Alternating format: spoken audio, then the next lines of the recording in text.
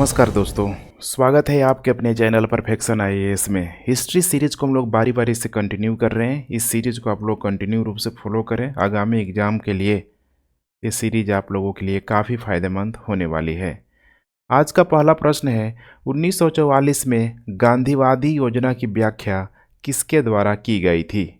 Correct उत्तर है यहाँ पे श्रीमन नारायण अग्रवाल के द्वारा की गई थी। 1944 में की गई थी और बेसिकली यहाँ पे गांधी जी की बातों को ही इनके द्वारा यहाँ पे कंपाइल किया गया था। जैसे कि गांधीवादी योजना के तहत इनके द्वारा सबसे अधिक जो बल दिया गया था भारत के ग्रामीण क्षेत्रों में, इसके साथ साथ भारत की कल्चरल एक्टिविटी को ग्रामीण क्षेत्रों के तहत इनको द्वारा बताया गया था कि सबके लिए यहाँ पे आजीविका के साधन यहाँ पे उपलब्ध हो सके, जिसमें इनके द्वारा यहाँ पे कुटीर उद्योग हो गया, कुटीर उद्योग के साथ ग्राम हो गया, ग्राम उद्योग भी कह सकते हैं, और कृषि, तीन मेजर चीज़ों पे यहाँ पे बल दिया गया था। और यहाँ पे तीनों पे बताया गया था कि जितना हो सके यहाँ पे रोजगार, अधिक से अधिक लोगों को यहाँ पे रोजगार मिल सके। वहीं अगर जब हम लोग बात करते हैं देखिए नेहरूवादी मॉडल की, तो वहाँ पे एक उत्पादन उन्मुख योजना आपको दिखाई देती है, लेकिन इस गांधीवादी योजना के तहत आपको सबसे अधिक रोजगार उन्मुख योजना पे यहाँ पे बल दिया जाता है। कुल मिला के देखा जाए तो इस योजना ने स्वनिहित गांवों के साथ साथ भारत के लिए एक विकेंद्रीकृत आर्थिक संरचना को पूरी तरीके से यहाँ पे स्पष्ट किया हुआ था।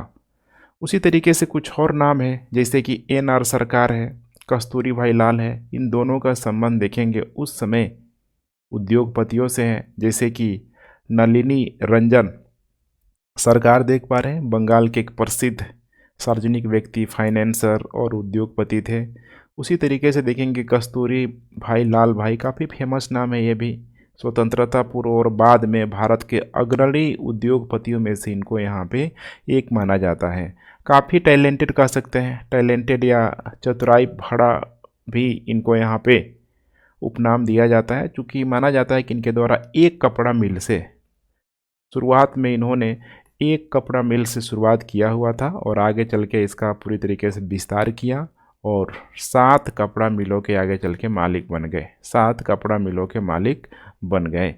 और एक समृद्ध कह सकते हैं कि बड़ा बस्ती बसाया इन्होंने, व्यापारिक बस्ती के रूप में। बड़ा रसायन, रंगाई परिसर सब इनके द्वारा स्थापना किया गया था। जयप्रकाश नारायण का नाम काफ़ी इंपॉर्टेंट हो जाता है, खासकर बीपीएससी को लेके यहाँ पे देखा जाए तो जयप्रकाश नारायण देखेंगे तो शुरुआती तौर पे ही यहाँ पे गांधीवादी विचारधारा से काफ़ी प्रभावित थे, खासकर जब असहयोग आंदोलन यहाँ पे शुरू हुआ था। आगे चल के देखेंगे तो जयप्रकाश नारायण अपनी स्टडी के लिए यहाँ पे चले गए यूएसए, संयुक्त राज्य अमेरिका में चले गए, और वहीं से माना जाता है कि धीरे धीरे वे मार्क्सवादी विचारधारा से प्रभावित हुए थे, मार्क्सवादी विचारधारा से प्रभावित हुए थे। 1929 में जब वे वापस भारत लौटे तो माना जाता है कि जवाहरलाल नेहरू के द्वारा रिक्वेस्ट किया गया था, बुलाया गया था, तब जाके 1929 में ये भारतीय राष्ट्रीय कांग्रेस पार्टी से जुड़ गए थे, भारतीय राष्ट्रीय कांग्रेस पार्टी से जुड़ गए थे।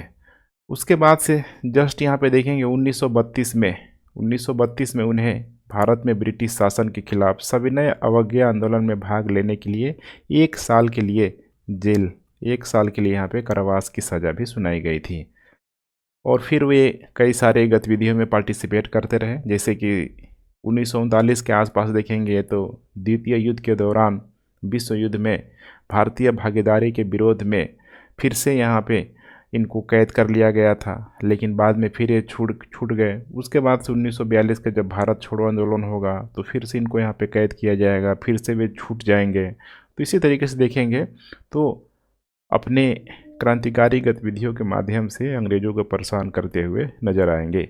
1946 में फिर से देखेंगे अपनी रिहाई के बाद उन्होंने कांग्रेस नेताओं को ब्रिटिश शासन के खिलाफ और अधिक उग्रवादी नीति अपनाने के लिए, मनाने के लिए यहाँ पे कोशिश किया हुआ था।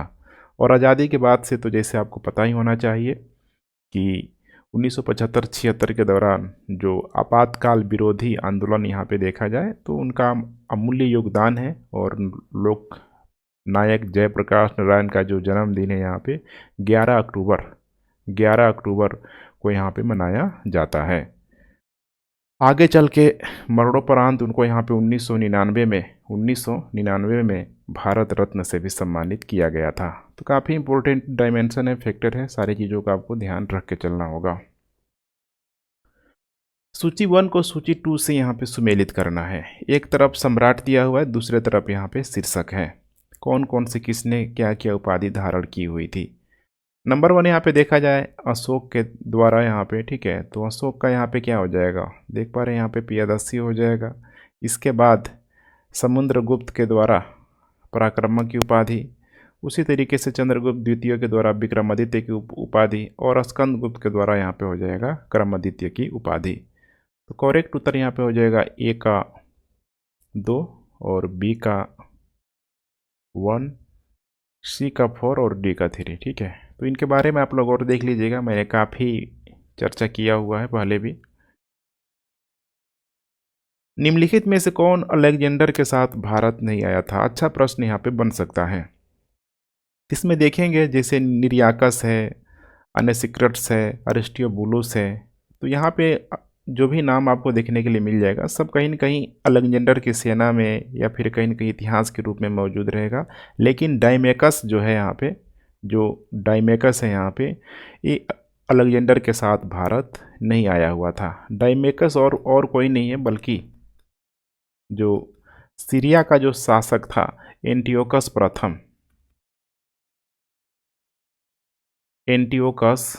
प्रथम, इसी के द्वारा यहाँ पे बिंदुसार के दरबार में, जो कि कह सकते हैं मौर्य साम्राज्य का दूसरा शासक, बिंदुसार के दरबार में इसको दूत बनाकर भेजा गया था। काफ़ी इम्पोर्टेंट है। और इससे पहले देखेंगे तो जो चंद्रगुप्त मौर्य के दरबार में आया हुआ था मेगास्थनीज आया हुआ था, और चंद्रगुप्त मौर्य का ही पुत्र के रूप में देखेंगे तो यहाँ पे आएगा बिंदुसार, और बिंदुसार के दरबार में यहाँ पे कौन आएगा, तो डायमेकस आएगा। डायमेकस, तो प्रश्न को कभी कोई घुमा के पूछ लेता है कि मेगास्थनीज का उत्तराधिकारी के रूप में कौन आया हुआ था भारत में, तो मेगास्थनीज के बाद कौन आया है, डायमेकस आया हुआ है। इसीलिए यहाँ पे मेगास्थनीज के उत्तराधिकारी के रूप में भी इसको कंसीडर किया जाता है। इसके बाद से यहाँ पे 3 नाम है, जैसे कि नंबर 1 देखेंगे यहाँ पे निरियाकस को, तो एलेक्जेंडर की सेना में एक अधिकारी या फिर कह सकते हैं कि, ठीक है, एक कमांडर के रूप में मौजूद था। उसी तरीके से यहाँ पे है अनेसिक्रिटस, ये भी एक यूनानी इतिहासकार था, लेखक, दार्शनिक, जो एशिया में अपने अभियानों पर एलेक्जेंडर के साथ आया हुआ था। लास्ट में है यहाँ पे अरिस्टियोबुलस है, यहाँ पे ये भी एक इतिहासकार था, ये भी सिकंदर के साथ ही, अलेक्जेंडर के साथ ही भारत आया हुआ था। तो 3 का संबंध यहाँ पे हो जाएगा अलेक्जेंडर से, सिकंदर से, और डायमेकस यहाँ पे हो जाएगा करेक्ट उत्तर। निम्नलिखित में से कौन सा युग सही सुमेलित नहीं है।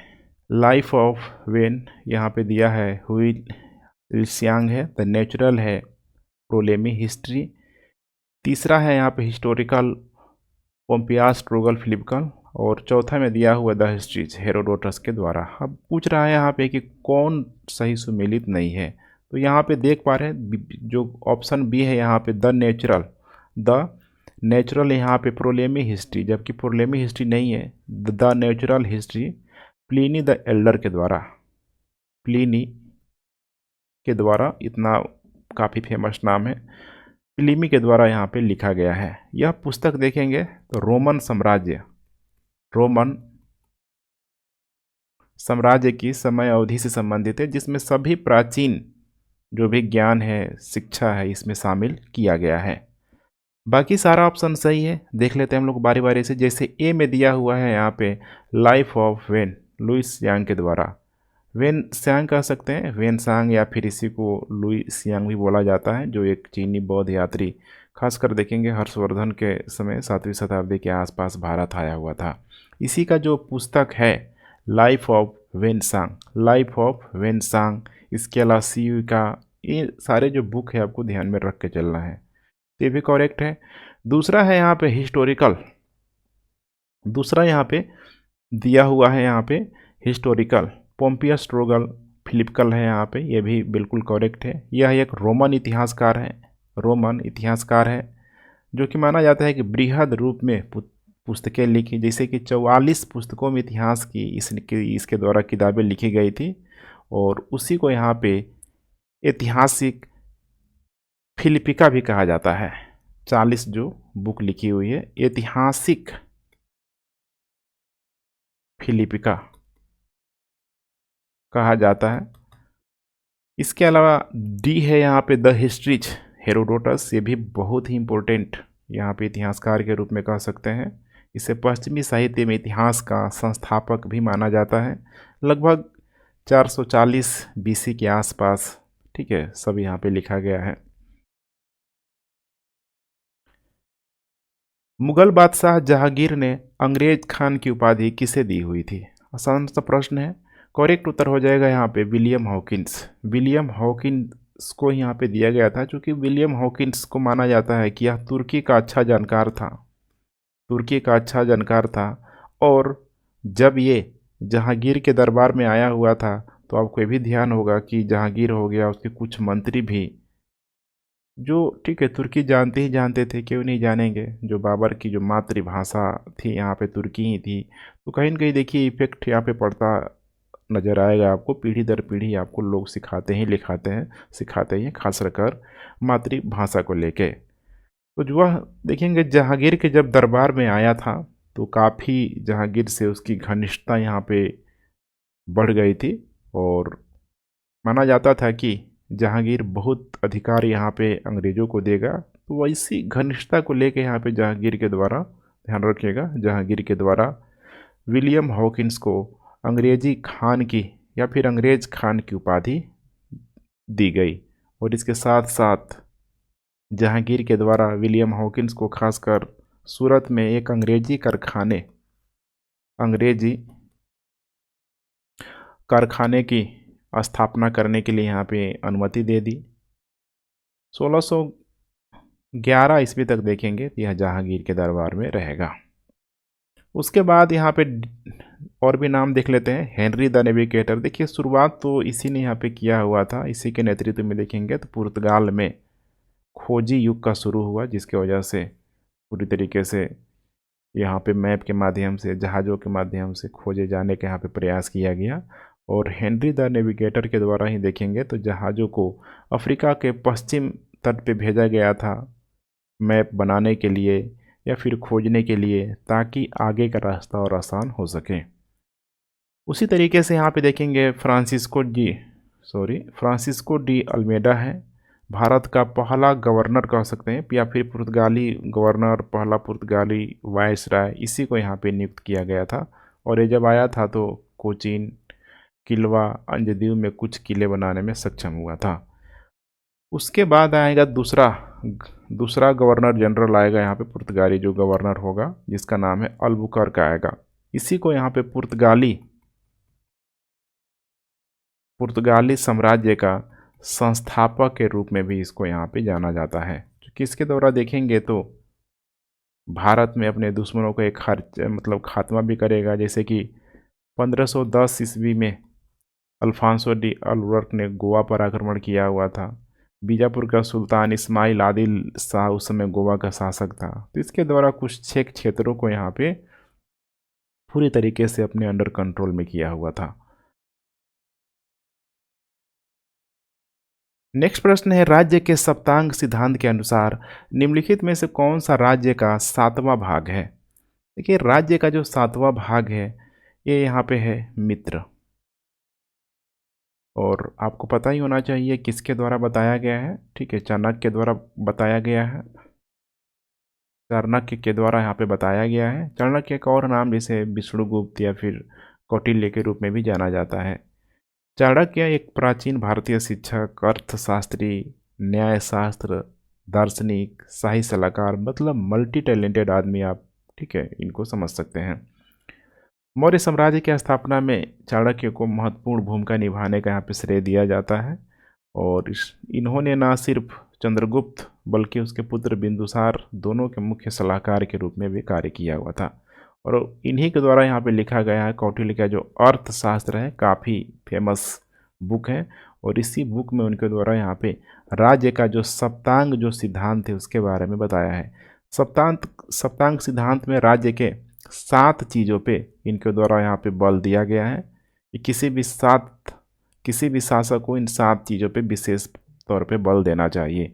जैसे कि नंबर 1 इनके द्वारा बताया गया है खुद यहाँ पे राजा, राजा के बाद अमात्य जिसको नौकरशाह भी बोला जाता है, उसके बाद यहाँ पे जनपद, दुर्ग, दुर्ग, कोष, कोष के बाद हो जाएगा यहाँ पे दंड, और उसके बाद से यहाँ पे हो जाएगा लास्ट में मित्र। तो एक शासक को इन 7 के 7 चीज़ों पे विशेष तौर पे यहाँ पे ध्यान देना चाहिए, तभी जाके वो शासक की समृद्धि बढ़ेगी, उसका साम्राज्य विस्तार होगा, अदरवाइज फिर उसके साथ समस्या रहेगी ही रहेगी। नेक्स्ट यहाँ पे प्रारंभिक ऋग वैदिक काल में सबसे मूल्यवान संपत्ति क्या मानी जाती थी? अघन्य आप लोगों ने नाम जरूर सुना होगा, जिसको मारा ना जा सके, जिसको मारना ही नहीं है, पूरी तरीके से रिस्ट्रिक्शन था।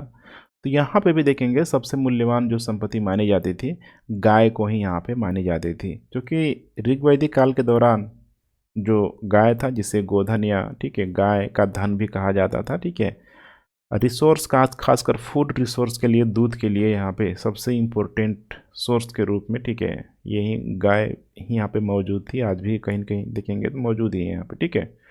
और उस समय ऋग्वैदिक काल में देखेंगे तो गाय के साथ साथ कृषि जो था, कृषि कृषि तो खैर उत्तर वैदिक काल तक आया, लेकिन पशुपालन उस समय प्राइमरी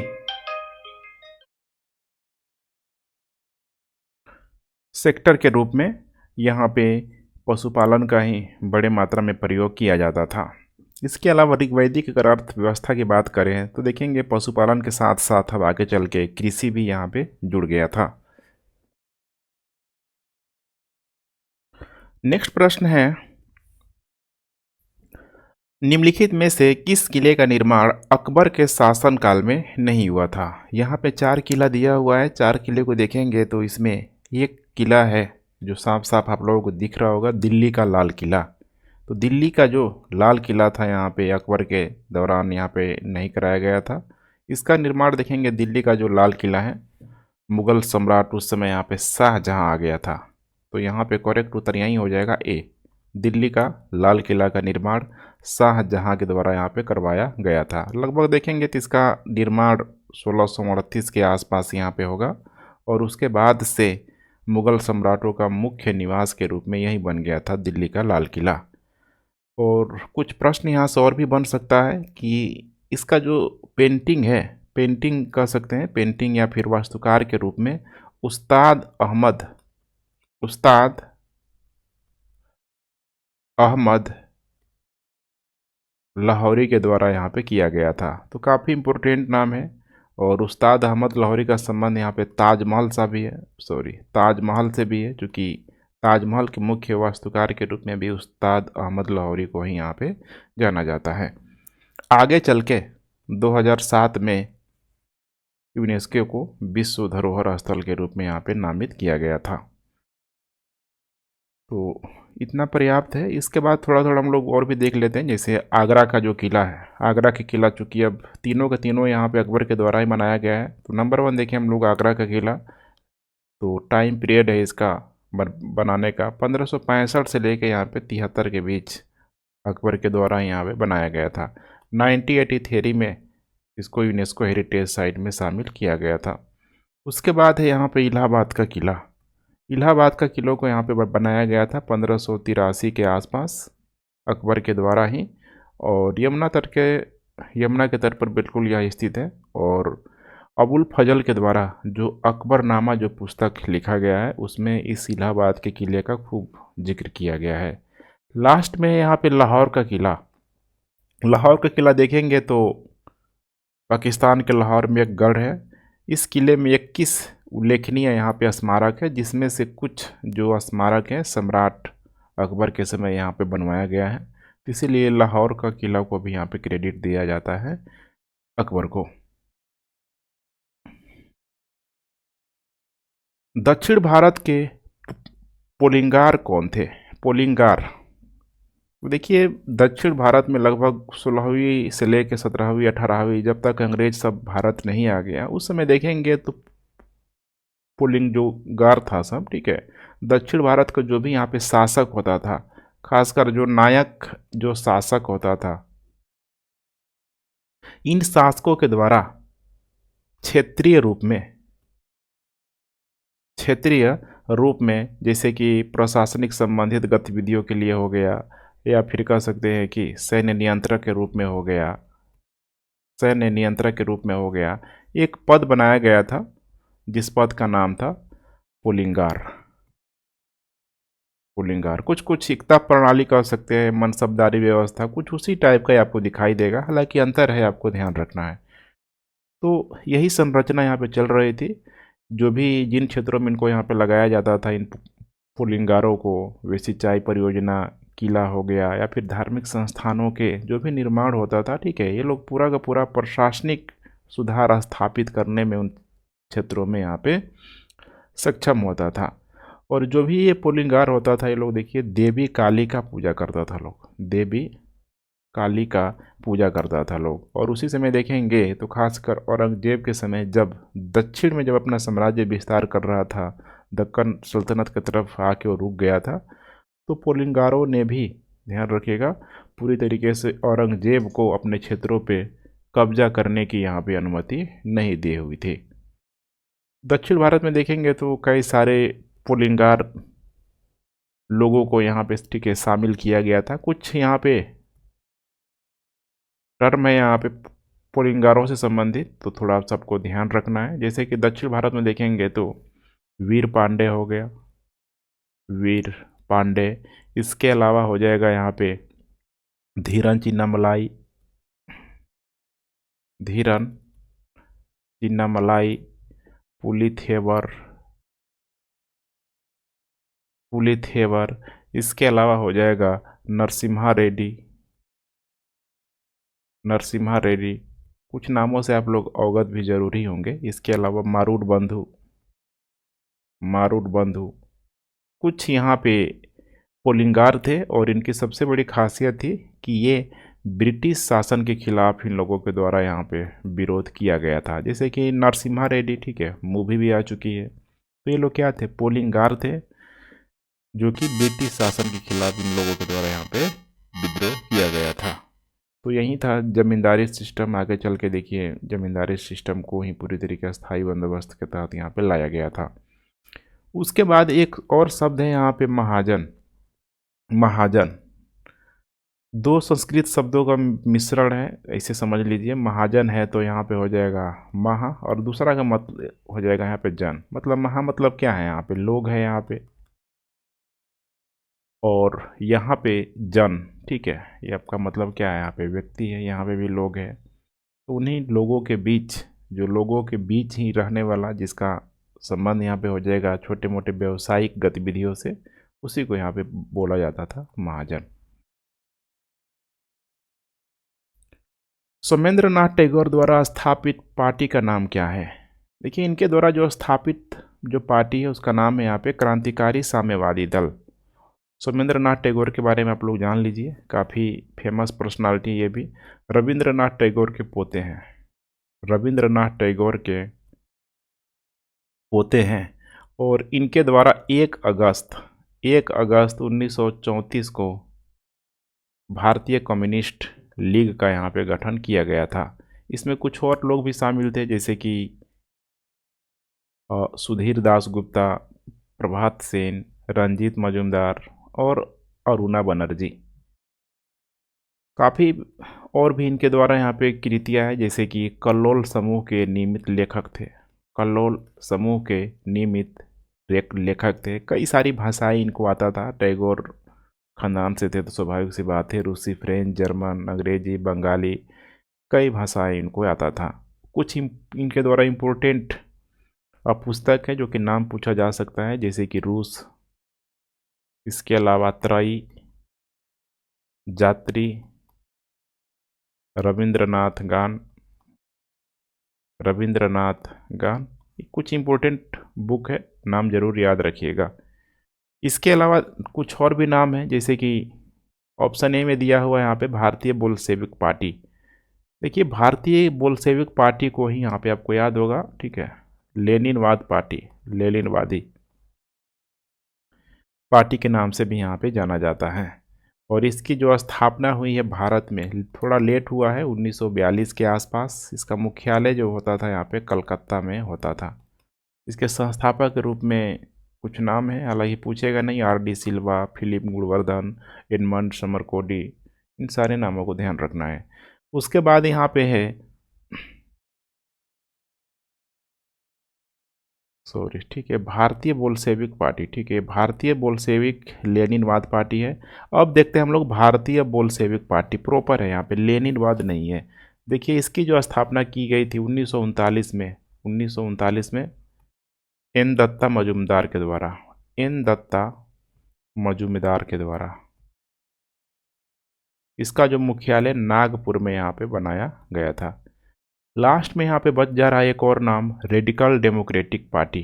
भारत में रेडिकल डेमोक्रेटिक पार्टी की स्थापना की गई थी M.N. रॉय के द्वारा। M.N. रॉय का जब भी नाम आएगा 1940 का टाइम पीरियड आपको ध्यान में रख के चलना है। ठीक है,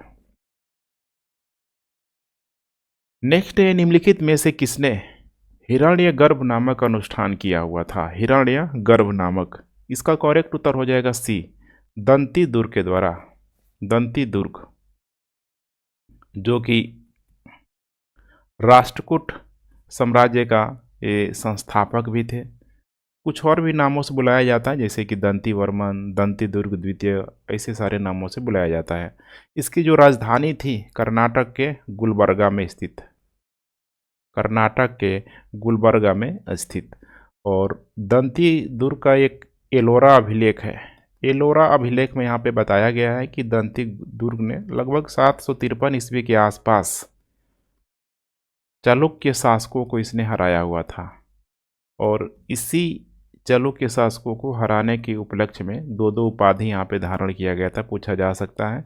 एक है यहाँ पे परमेश्वर और दूसरा यहाँ पे हो जाएगा राजा धीराज, राजा धीराज। तो जो दोनों उपाधियों को ध्यान में रखिएगा, पूछा जाता है।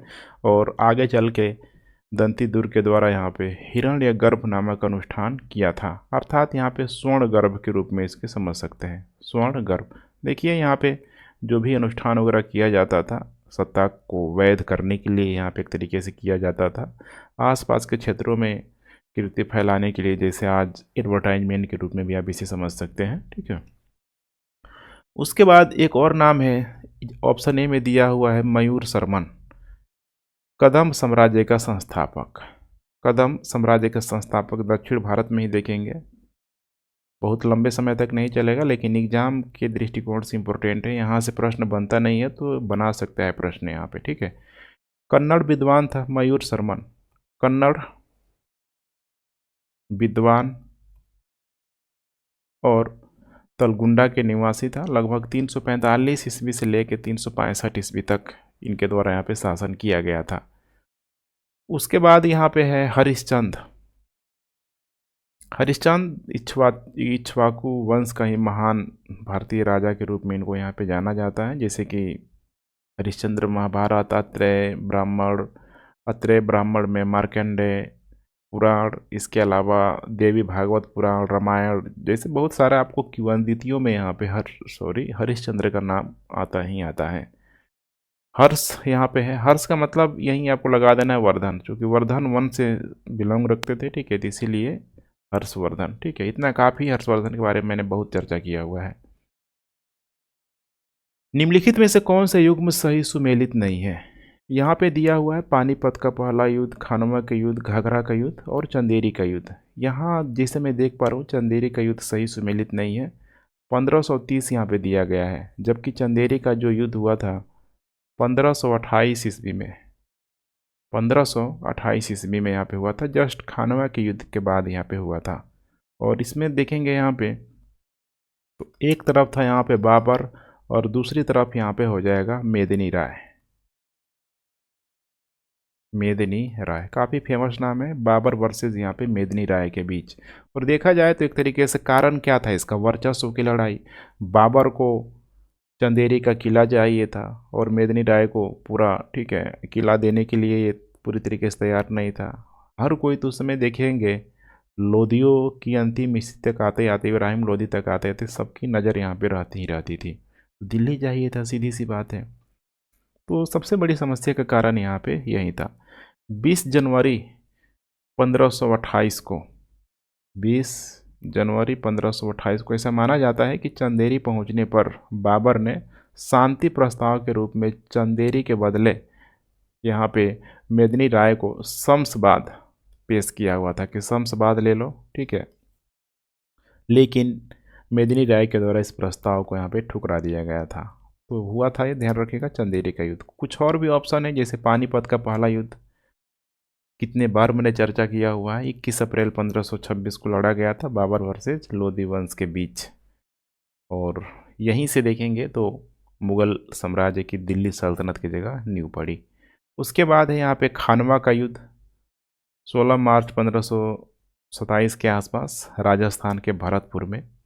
नाम पूछा जा सकता है। राजस्थान के भरतपुर में खानवा का युद्ध लड़ा गया था बाबर और मेवाड़ के जो राणा सांगा के बीच, ठीक है, जो राजपूत संधि के रूप में राणा सांगा के द्वारा यहाँ पे नेतृत्व किया जा रहा था। रिजल्ट को लेके देखिए बहुत कंट्रोवर्सी है। घाघरा का युद्ध यहाँ पे हुआ था। घाघरा का जो युद्ध हुआ था यहाँ पे देखेंगे, बाबर का अंतिम युद्ध भी माना जाता है। 6 मई 1529 को यहाँ पे हुआ था। और बिल्कुल ही घाघरा जो कि नदी भी है, ठीक है, उत्तर प्रदेश के गोरखपुर के निकट, उसी नदी के आसपास देखेंगे तो बिहार की जो संयुक्त सेना को यहाँ पे पराजित किया हुआ था घाघरा का युद्ध में, ठीक है, बाबर के द्वारा। माना जाता है एक अंतिम युद्ध था बाबर का लड़ा हुआ। और ये ऐसा युद्ध था घाघरा का युद्ध जो कि जल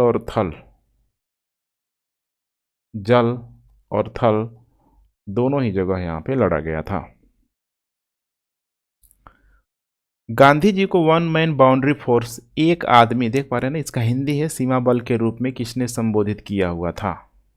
काफ़ी फेमस नाम है। करेक्ट उत्तर यहाँ पे हो जाएगा सी, माउंटबेटन के द्वारा। माउंटबेटन के द्वारा वन मैन बाउंड्री यहाँ पे बोला गया था। माउंटबेटन के बारे में देख लेते हैं, प्रश्न यहाँ से खूब बनता है। जैसे कि माउंटबेटन एक ब्रिटिश रॉयल नेवी अधिकारी और राजनेता थे। तो यहाँ पे मैं अधिकारी में मेंशन कर देता हूँ, अधिकारी और राजनेता थे। स्वतंत्र भारत के पहले गवर्नर जनरल, स्वतंत्र भारत के पहले गवर्नर जनरल भी थे।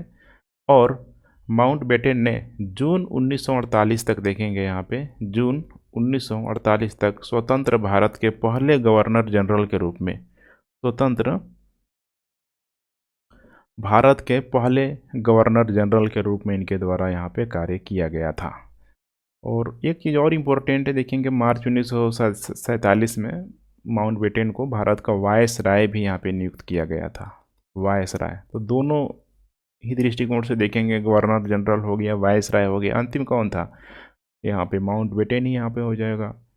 द्वितीय विश्व युद्ध के दौरान माउंटबेटन को यहाँ पे दक्षिण पूर्व एशिया के कमान के रूप में सर्वोच्च सहयोगी सेनाध्यक्ष के रूप में नियुक्त किया गया था। 1952 में ब्रिटिश भूमध्य सागरीय बेड़े का प्रधान सेनापति के रूप में बनाया गया था। और उसके साथ साथ भूमध्य सागरीय सहयोग सेना का, ठीक है, जो भूमध्य सागरीय जो सहयोगी सेना का नाटो का भी अध्यक्ष इसे बनाया गया था, ठीक है। तो थोड़ा सा आगे का प्रश्न है, पूछा जा सकता है, नाटो का अध्यक्ष भी माउंटबेटन रह चुका है।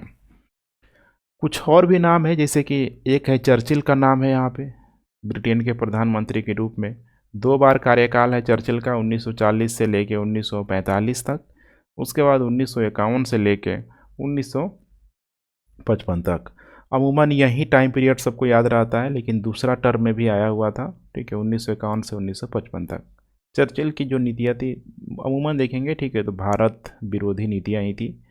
उसके बाद नेक्स्ट है यहाँ पे इटली, क्लेमेंट रिचर्ड एटली पूरा नाम है। 1945 से लेके 1951 तक ब्रिटेन का ये प्रधानमंत्री के रूप में कार्य करेगा। देखेंगे तो एटली के द्वारा ही यहाँ पे चर्चिल को 1945 के चुनाव में यहाँ पे हराया गया था।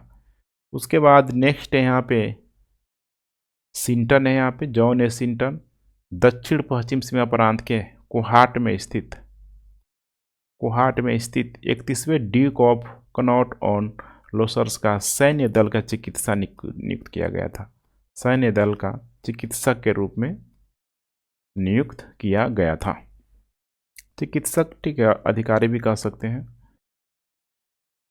निम्नलिखित में से किस सत्र के लिए कांग्रेस ने अपनी पहली महिला अध्यक्ष यहां पे चुनी हुई थी? पहली महिला अध्यक्ष चुनी हुई थी। कलकत्ता अधिवेशन है, गया, इलाहाबाद अधिवेशन, लखनऊ अधिवेशन। इसका करेक्ट उत्तर हो जाएगा ए, कलकत्ता अधिवेशन 1917 में। एनी बेसेंट जो कि आयरलैंड वासी थी, आयरलैंड की रहने वाली थी, लेकिन भारतीय स्वशासन की प्रबल समर्थक थी।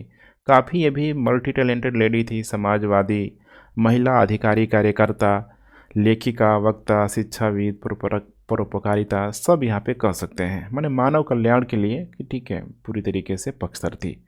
1917 में कलकत्ता अधिवेशन में उन्हें कांग्रेस के अध्यक्ष के रूप में चुना गया था, और माना जाता है कि जब बीएचयू की स्थापना यहाँ पे की गई थी तो उनके संस्थापकों में से एक एनी बेसेंट को भी शामिल किया जाता है। 1898 में केंद्रीय हिंदू विश्वविद्यालय की स्थापना, केंद्रीय हिंदू विश्वविद्यालय की स्थापना, जिसे अब केंद्रीय हिंदू विद्यालय के रूप में भी जाना जाता है, इन्हीं के द्वारा यहाँ पे की गई थी।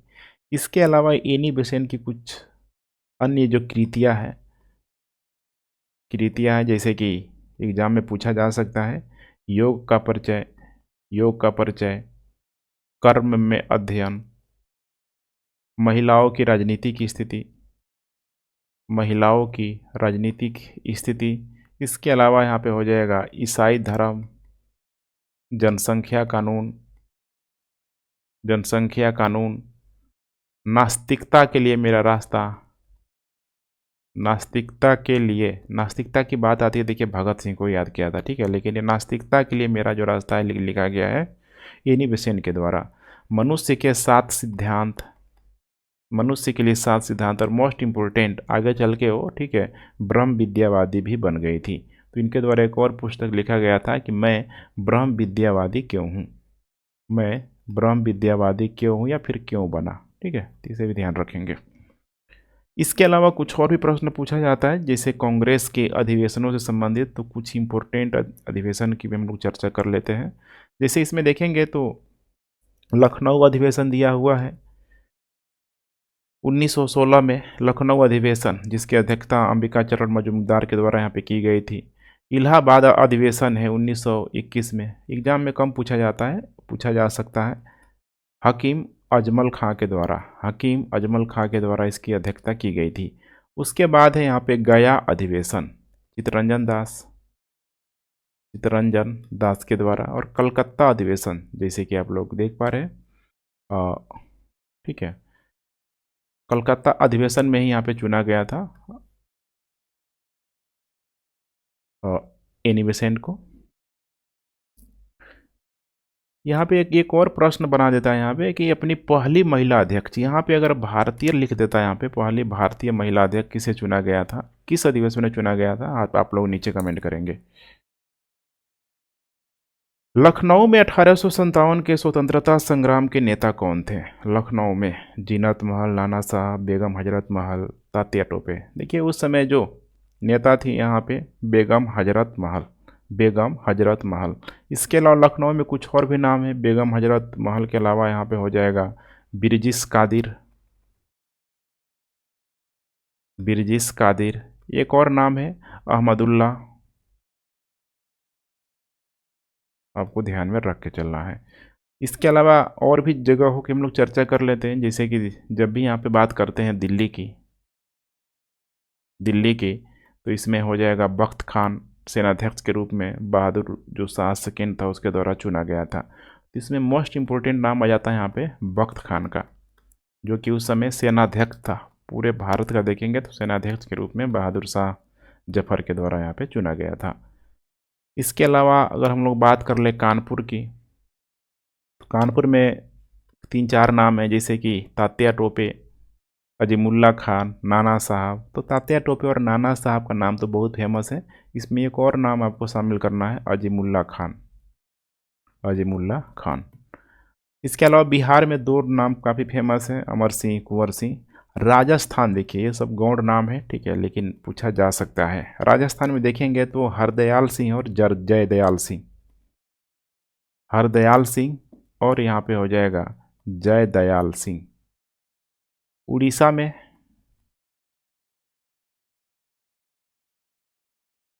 में, उज्ज्वल शाही और सुरेंद्र शाही। उज्ज्वल शाही और यहाँ पे हो जाएगा सुरेंद्र शाही। ऐसे नामों को ध्यान में रख के चलना है। लोक हितवादी का उपनाम किसे जाना जाता था? लोक हितवादी। इसका करेक्ट उत्तर हो जाएगा यहाँ पे ए, गोपाल हरि देशमुख को। महाराष्ट्र के एक भारतीय कह सकते हैं, ठीक है, कार्यकर्ता, समाज सुधारक, विचारक, सब लेखक थे। और महाराष्ट्र में चूंकि इन्हीं के द्वारा सामाजिक सुधार आंदोलन यहाँ पे चलाया गया था, तो इसीलिए इनको यहाँ पे लोक हितवादी के नाम से जाना जाता है।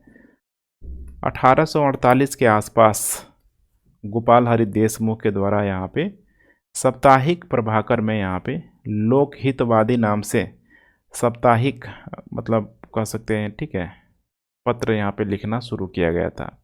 प्रिंट मीडिया के भी रूप में आप इसे समझ सकते हैं। गोपाल हरि देशमुख के कुछ अन्य उल्लेखनीय कार्य था, जैसे कि पानीपत युद्ध के बारे में लिखा, जाति भेद। सबसे इम्पोर्टेंट है इनका लंकेचा इतिहास, आपको ध्यान रखना है। लंकेचा इतिहास पूछा जा सकता है। इसके अलावा है कालयोग। कुछ और भी नाम है, महादेव गोविंद रनाडे, इनको एमजी रनाडे के नाम से भी जाना जाता है। भारतीय राष्ट्रीय कांग्रेस पार्टी के संस्थापक सदस्यों में से भी एक थे। इनके द्वारा विधवा विवाह संघ की यहाँ पे स्थापना की गई थी। ज्योतिबा फुले हैं, महाराष्ट्र के भी सामाजिक कार्यकर्ता, विचारक, जाति विरोधी सबसे इम्पोर्टेंट है यहाँ पे ज्योतिबा फुले के संदर्भ में देखेंगे तो। आगे चल के इनको, ठीक है, ज्योतिबा फुले को यहाँ पे महात्मा फुले की भी यहाँ पे उपाधि दी गई थी। इनके प्रमुख जो रचनाएं हैं, 3 रचनाएं हैं, बार बार पूछा जा सकता है। जैसे कि नंबर 1 है यहाँ पे तृतीय रत्न। उसके अलावा है पोवाड़ा में देखेंगे तो इनके द्वारा छत्रपति शिवाजी के बारे में यहाँ पे लिखा गया है। और एक और है यहाँ पे गुलामगिरी।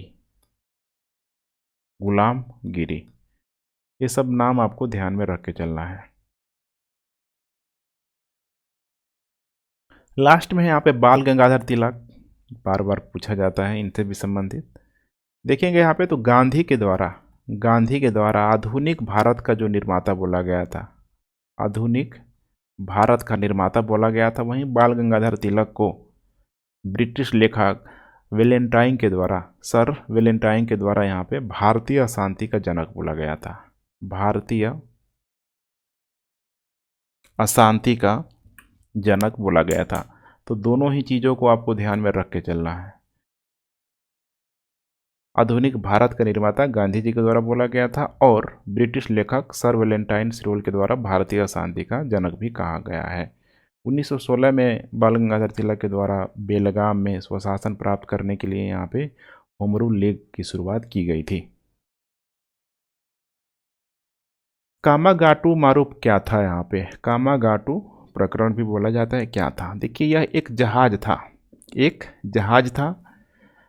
एक यहाँ पे देखेंगे तो जापानी समुद्री जहाज था, जिस पर भारतीयों का पूरा एक जो समूह था, अप्रैल 1914 में, ध्यान से देखते चलिए, अप्रैल 1914 में प्रवास करने का यहाँ पे कनाडा में यहाँ पे प्रयास किया था कि जाएंगे हम लोग, ठीक है। बहुत सारे लोग थे इसमें। टोटल देखेंगे यहाँ पे पंजाब से 376 यात्री सवार थे।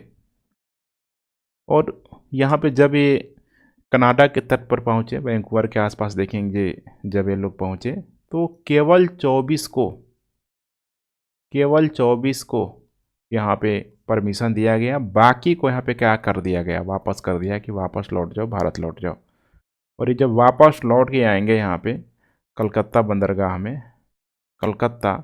बंदरगाह में जब लौट के आएंगे तो फिर ब्रिटिश संघर्ष शुरू हो जाएगा। और यहाँ पे लगभग 22 लोगों की यहाँ पे मृत्यु हो जाएगी। 22 लोगों की मृत्यु हो जाएगी। अब स्वाभाविक सी बात है, इससे समस्या यहाँ पे होगी ही होगी। और गदर पार्टी ने पुरजोर तरीके से इस घटना की आलोचना की। 1914 में वहाँ पे कैलिफोर्निया में उन लोगों के द्वारा बैठक किया गया।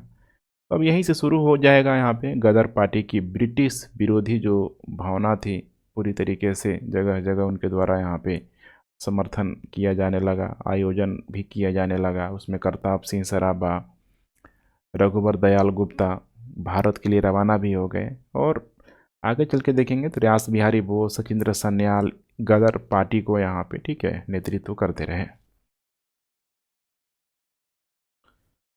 1946 के कैबिनेट मिशन का नेतृत्व किसके द्वारा किया गया था?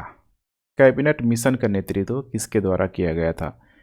तो देखिए, कैबिनेट मिशन का जो नेतृत्व किया गया था सर पेंथिक लॉरेंस के द्वारा ही यहाँ पे किया गया था। कैबिनेट मिशन की देखिए हम लोग बात करें यहाँ पे, तो कैबिनेट मिशन ब्रिटिश सरकार के द्वारा यहाँ पे देखा जाए, मतलब यहाँ पे प्रयास किया गया था। उस समय क्लेमेंट एटली आ चुका था, लेबर पार्टी की सरकार बन चुकी थी। तो प्रयास इनका यही था कि जितना जल्दी हो सके भारतीयों को यहाँ पे नेतृत्व दे दिया जाए, शक्तियों का हस्तांतरण यहाँ पे कर दिया जाए, और उसी के लिए यहाँ पे कैबिनेट मिशन को यहाँ पे भेजा गया था। तो कुछ प्रश्न यहाँ से बनते हैं, जैसे कि कैबिनेट मिशन ने, ध्यान रखिएगा, अविभाजित भारत की सिफारिश की थी। इसने अविभाजित भारत की सिफारिश की थी, और मुस्लिमों के द्वारा जो अलग पाकिस्तान की मांग की जा रही थी उसको इसके द्वारा यहाँ पे ठुकरा दिया गया था। इसके अलावा इसने राष्ट्रमंडल से भारत को भी पूरी तरीके से, ठीक है, मान्यता दी, अनुमति दी। कैबिनेट मिशन के तहत देखेंगे तो प्रांतीय विधायकों के प्रतिनिधित्व को 3 वर्गों में विभाजित किया गया था, जो चुनाव भी हुआ था। जैसे कि ये पूछा जा सकता है, ग्रुप ए है, group A, group B, group C.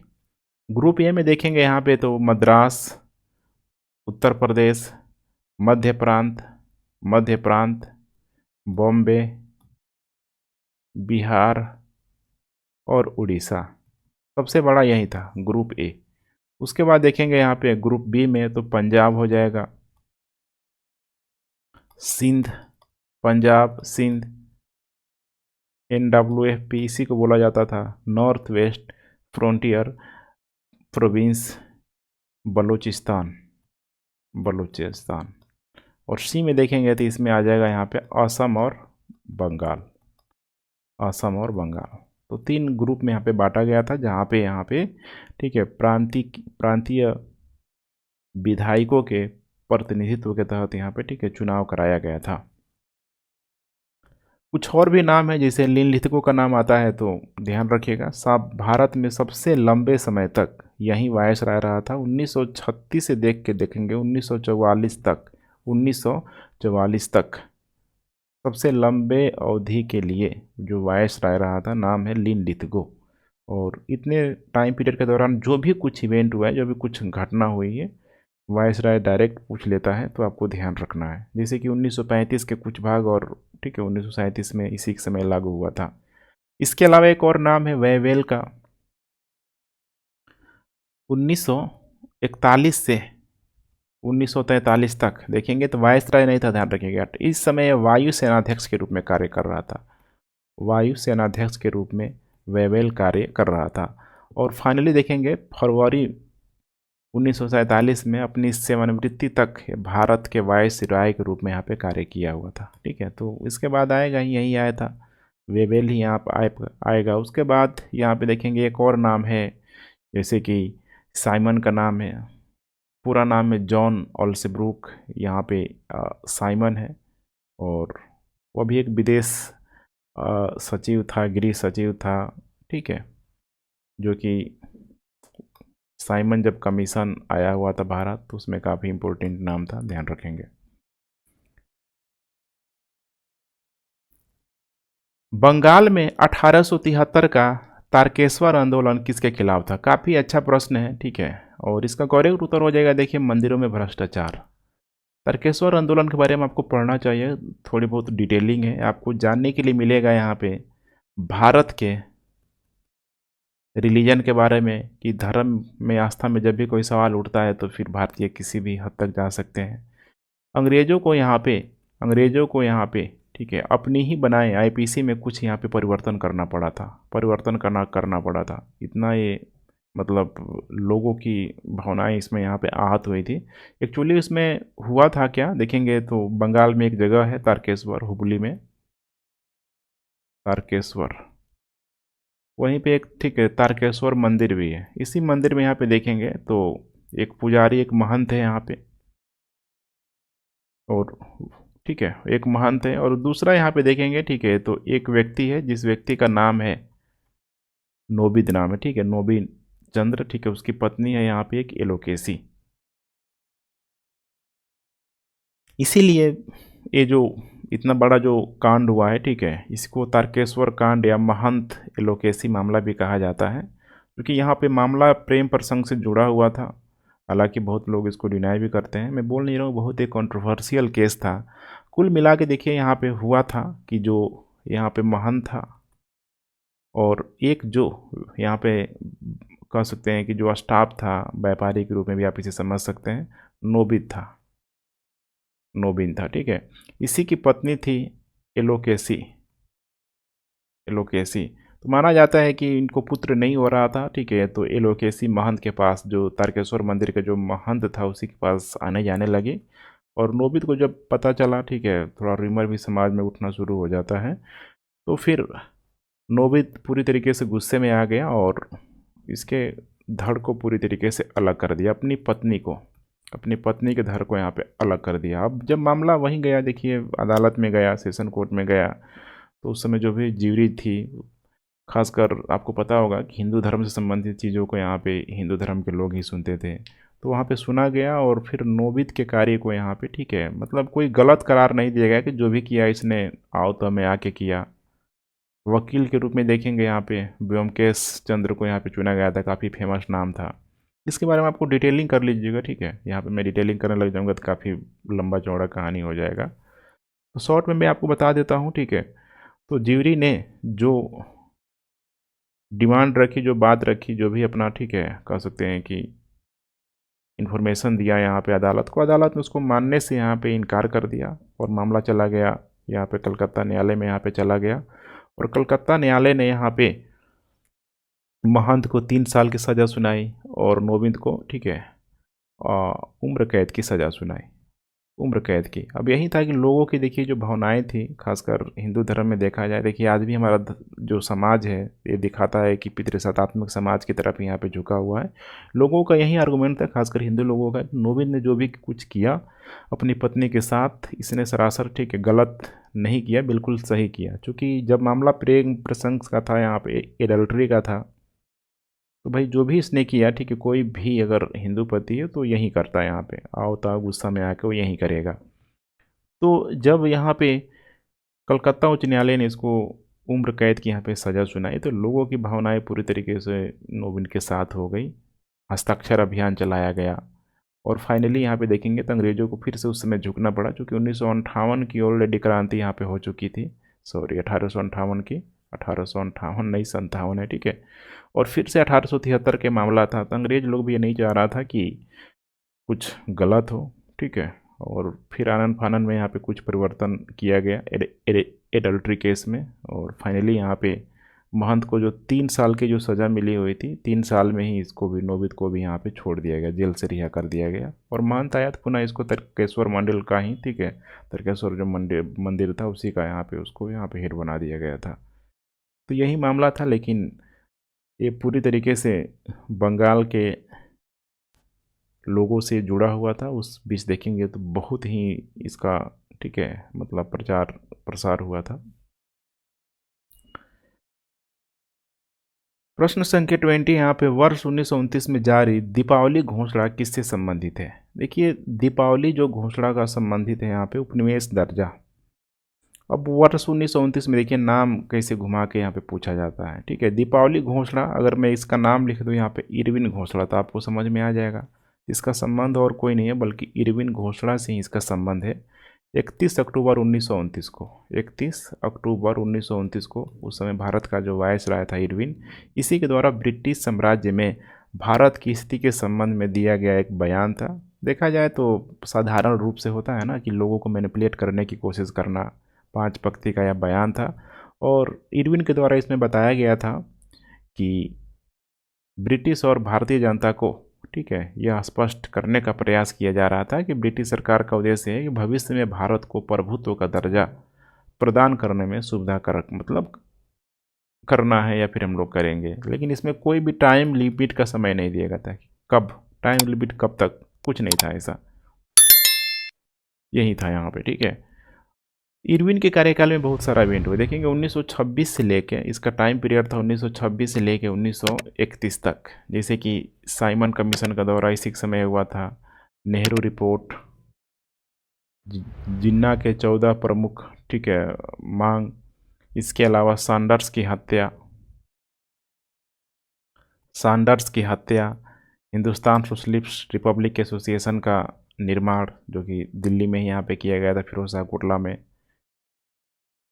Assembly कांड भगत सिंह के द्वारा, चटगांव शस्त्रागार, ये सारा चीज़ देखेंगे तो यहाँ पे इसी के समय हुआ था, ठीक है। तो ये सारी चीज़ें आपको ध्यान में रख के चलना है।